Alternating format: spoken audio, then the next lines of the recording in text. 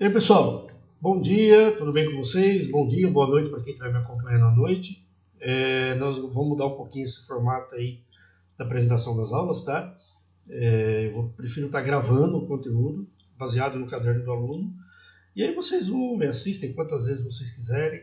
Tá? Eu vou disponibilizar essa videoaula lá nas nossas atividades. Toda videoaula que eu gravar agora eu disponibilizo lá nas nossas atividades para vocês estarem acompanhando, tá bom? Então, nesse primeiro momento aqui, nós vamos falar um pouquinho sobre a, a estrutura e forma do planeta Terra, tá? Nosso primeiro tema do terceiro bimestre. E na sequência, a cada semana, eu pretendo estar postando uma videoaula aí para vocês, tá bom? Nós vamos entender um pouquinho como que se deu a formação do planeta, vamos entender um pouquinho de tempo geológico, tempo humano, as transformações que o planeta veio ocorrendo desde o seu surgimento há bilhões e bilhões de anos atrás, as transformações que existem até hoje, umas causadas pela própria dinâmica da natureza e outras provocadas pela ação humana. Né? E nós vamos estudar um pouquinho, entender um pouquinho essa dinâmica aí nessa primeira videoaula, tá bom? Então, acompanhe aí, os questionamentos serão os que estão presentes no caderno do aluno, e aí vocês estarão resolvendo aí as atividades a partir dessa videoaula, ok? Então vamos lá. Da Terra derretida. Bom, então como vocês podem ver aí, nós temos aqui na página 49 o primeiro conteúdo relacionado à geografia do terceiro bimestre, que vai falar sobre a estrutura e formas do planeta Terra. Então nós temos lá domínios inorgânicos e suas dinâmicas. Quais seriam esses domínios inorgânicos? Né? E como que se dá essa dinâmica? Então nós temos aqui no quadro 1 as três esferas terrestres. Então, estamos falando de três esferas. Nós temos a litosfera, tá? Que é a camada superficial da Terra, que ela é formada por terras e rochas, a sua composição química, materiais pesados, ferro, silício, magnésio e outras. Isso nós vamos chamar de crosta terrestre ou crosta continental, que é formado pela parte superior, que é a própria crosta terrestre, e o manto inferior, que vai formar a crosta continental. E aí nós temos ali temperatura limite. O que é essa temperatura limite? Vejam, cerca de 700 graus.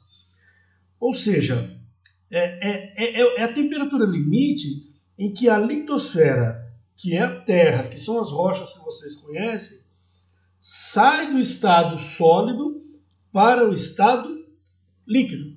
Então veja, a litosfera ela é sólida. Né? Você pega a terra, você pisa, você amassa, você escava, é um material sólido. Quando você submete a uma temperatura elevada acima de 700 graus, que até 700 ela não existe, ela se transforma em líquido. Um exemplo clássico disso, a lava vulcânica. Então a lava vulcânica nada mais é que o aquecimento desse material. Tá? Então a lava nós vamos encontrar onde? Lá no interior da Terra. Por quê? Porque lá é onde existem as mais elevadas temperaturas. Então esse magma ele está em constante transformação, lá, movimento, por conta do quê? Por conta do estado líquido em que ele se encontra, né? Uma vez que ele é submetido a altas temperaturas.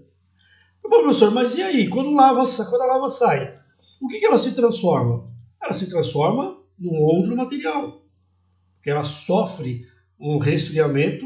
Então, por exemplo, o basalto é uma característica de uma lava derretida. Né? Então, uma lava que submergiu, resfriou-se e transforma-se num outro mineral, que é o basalto, que vocês já devem ter ouvido falar aí anteriormente. Bom, depois nós temos aí a hidrosfera. A hidrosfera nada mais é do que a parte da hidrografia, que é representado pela água. Né? A água dos mares, dos oceanos, dos rios, dos lagos, dos córregos, lençol subfreático, água subterrânea, tudo é composto da hidrosfera. Tá? Qual que é a composição química? Material leve, hidrogênio, oxigênio. Temperatura limite. Veja, temperatura limite. Aqui nós temos duas situações. Cerca de 100 graus. Cerca de 100 graus, ela sai do estado líquido e vai para o estado gasoso. Então ela sofre uma transformação. Ela se condensa, né, e se transforma em estado gasoso. Só que se ela se resfria a 0 graus, o que vai acontecer com essa água? Ela vai se solidificar. Então ela vai se transformar em o quê? Vai se transformar em gelo. Né? Então, quando ela é submetida a temperatura de 0 graus para baixo, gelo. 100 graus para cima, gasoso. De 0 a 100, estado líquido. Tá? Então, essa é a composição da hidrosfera, é o estado em que ela se encontra. É líquido, mas ela pode sofrer transformações, tanto para gasoso quanto para sólido. E por fim, nós temos a atmosfera, que é o ar que nós respiramos. Né? Qual que é a composição da atmosfera? Materiais leves, nitrogênio, oxigênio, hidrogênio e outros gases. Se apresenta no ambiente. Nós temos lá cerca de 50 graus, ela está em estado gasoso. Tá? Quando ela se condensa, aí quando ela passa desses 50 graus, ela pode se condensar e se transformar em estado líquido. Tá? Ela sai do estado gasoso para o estado líquido. Tá bom? Pessoal, é importante lembrar aí o seguinte, não está no caderno do aluno, mas eu sempre gosto de frisar isso nessa aula. Essas 3 esferas, elas compõem aí a biosfera, né? Que é a esfera da vida. Então veja, a biosfera ela não consegue existir sem a presença da interligação dessas 3 esferas. É como se você pegasse 3 círculos, juntasse eles todos e ficasse ali uma parte demarcada em comum dos 3 círculos formados. Aquilo ali é o que nós chamamos de biosfera, que é a esfera da vida. Tá? Então, sem a existência dessas 3 esferas, se há uma ausência de uma esfera, não é possível falar em vida por conta dessa ausência. Tá bom? Muito, muito difícil. Talvez uma bactéria, um vírus, alguma coisa, sobreviva. Mas, de modo geral, as plantas, os seres humanos, os animais, eles dependem das 3 esferas para eles sobreviverem. Tá? Vamos lá. Bom, então nós temos aqui uma foto. Né? Essa foto aqui ela é bem interessante, porque aqui nós estamos vendo aqui uma lava vulcânica proveniente do vulcão Kilauea, tá? É lá na ilha Grande do Havaí. Isso aqui nós estamos vendo o que é. É a litosfera, liquefeita em razão de ter sido submetido a altas temperaturas e formou-se a lava. Né? Quando ela cai aqui, ó, se eu não me engano, isso aqui é água marinha. Quando ela cai no oceano, ela se transforma em outro produto. A partir do quê? A partir do resfriamento. Tá? Tempo geológico e tempo humano. Pessoal, esses 2 tempos, eles caminham juntos, mas eles são totalmente distintos um do outro. Por quê? Quando eu falo que eles caminham juntos, não é porque quando surgiu a Terra, surgiu o homem. Não. O homem surge muito tempo depois. Muito. Bilhões de anos depois é que vai ter o surgimento do homem na superfície terrestre. Tá? Mas olha lá. A história geológica da Terra teve início há 4,56 bilhões de anos. E desde então, muitos eventos ocorreram até o surgimento do homem. Para medir esse longo tempo, podemos utilizar 2 escalas, o tempo geológico e o tempo humano. O tempo geológico refere-se ao surgimento, formação e transformação da Terra, no qual é dividido por meio de éons, eras e períodos. Daqui a pouco nós vamos pegar a tabelinha e eu já mostro para vocês como é que funciona essa divisão.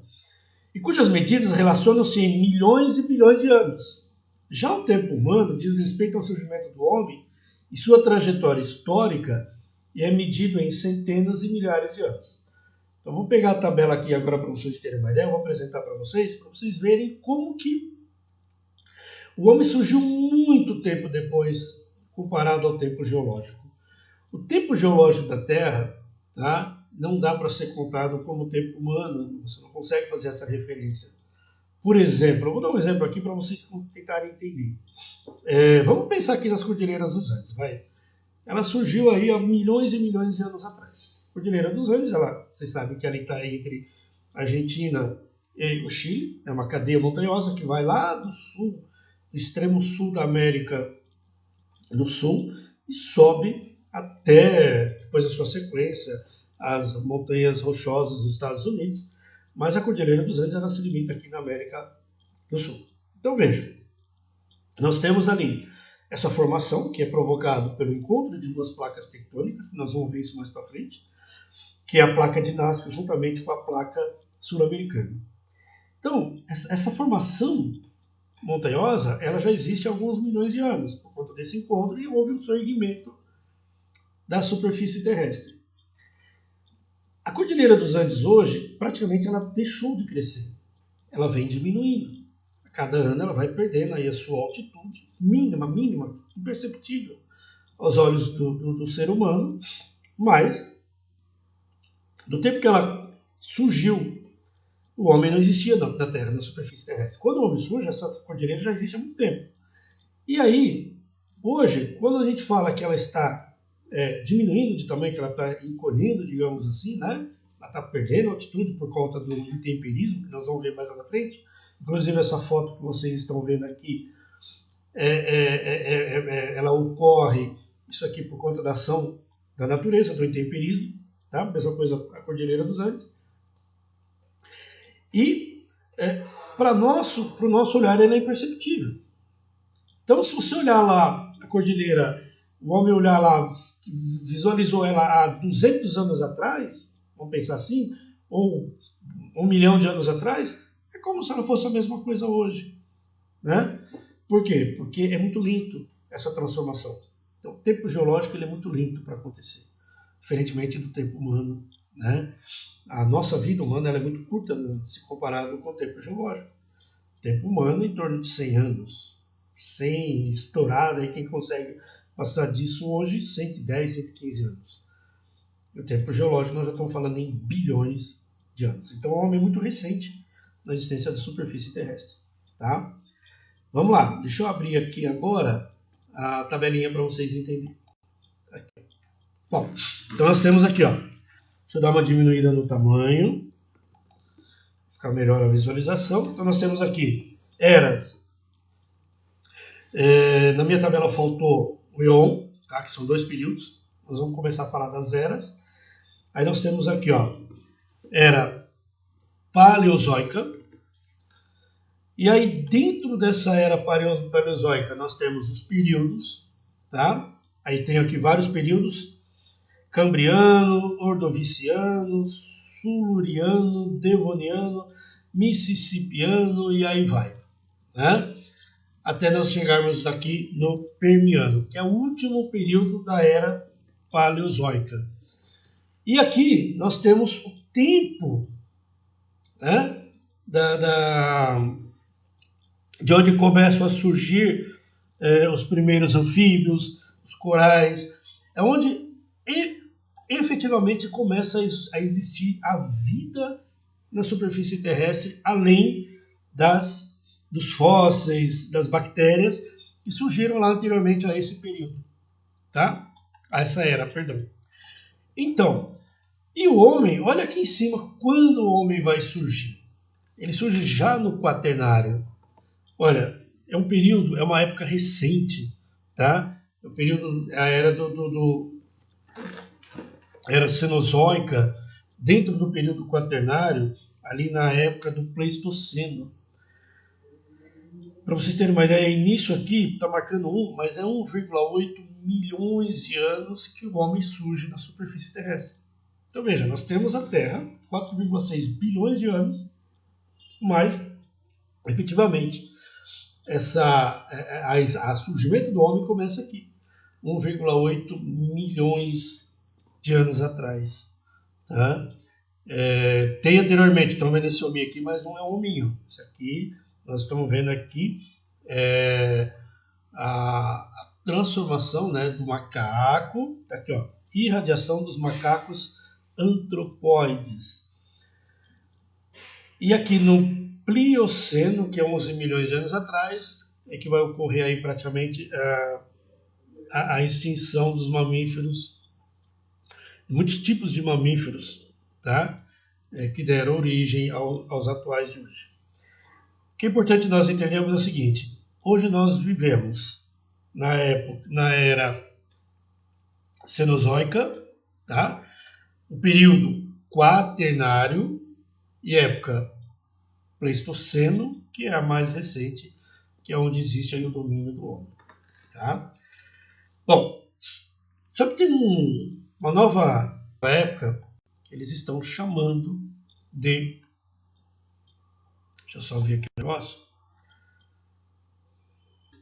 Antropoceno. Peraí, antropoceno? Mas o que é isso, professor? Seriam os dias atuais, né? Dos anos 1800 para cá. Então vamos pensar aí na época da Revolução Industrial, que causou e que vem causando toda essa transformação na superfície terrestre. Então é um novo período, de acordo com o cientista, que diz que o período do Antropoceno é o período propriamente dito das transformações da superfície terrestre provocadas pelo homem de forma acelerada. Então tá aqui, ó. E aí existem algumas críticas, né? Olha a situação da Terra já nesse período. Olha a Terra aqui desanimada, cansada, pedindo trégua, queimadas, né? Muito comum aqui na região do Brasil, inclusive agora recentemente no Cerrado brasileiro aí está passando por isso. Emissão de poluentes, né? Pela questão da produção industrial, guerras, bombas atômicas, né? E a Terra ela vem sofrendo com isso. Aqui é o resultado dessa ação do homem que vem destruindo a Terra, tá? E aqui uma charge, né? E agora, o que eu faço com isso? Quer dizer, ele usou, abusou, ele está destruindo cada vez mais e não sabe o que fazer. Não consegue se encontrar uma ação positiva, uma ação eficiente de resolver seus problemas que vão se acumulando cada vez mais na Terra, né? Pior que não está mais só na Terra, não. Se a gente parar para pensar, olha, temos lixo espacial, nós temos o problema da poluição dos oceanos, né? Pois a poluição do ar, o desmatamento, a poluição sonora, enfim, todos os problemas possíveis que existem hoje no planeta Terra estão diretamente relacionados à produção humana, né? Se produzem toneladas de lixo diariamente e boa parte desse lixo não se dá destinação correta. Por exemplo, se a gente parar para pensar aí, a modernidade vem, mas o homem não consegue conviver com essa modernidade sem denegrir, né? Sem degradar o meio ambiente por conta desse crescimento econômico desenfreado, tá? Então, definição de antropoceno. Antropoceno, definição. É um conceito novo proposto pela primeira vez pelo químico holandês Paul Crutzen, especialista em química atmosférica. Ele ganhou o Nobel em 1995 pelos seus estudos sobre a camada do ozônio. Crutzen estava familiarizado com a forma como a atividade humana estava mudando a composição da atmosfera. A ação humana tem alterado o funcionamento e os fluxos naturais do planeta ao promover intensas mudanças. Tá? Então, essa, segundo ele, seria a nova época no planeta Terra. Existem críticas, existem alguns estudiosos que não concordam, mas é a dura realidade. Tá? Vamos voltar lá para o nosso caderninho do Bom, aqui está o texto, tem as questões para vocês responderem. E nós vamos encerrando a aula por hoje. Tá bom? Se houver alguma dúvida, vocês podem mandar para mim lá no WhatsApp. Vocês podem estar encaminhando aí no próprio Classroom aí para a gente tentar esclarecer alguma coisa. Tá bom? Mais um bom dia e uma boa noite aí para quem estiver me assistindo à noite.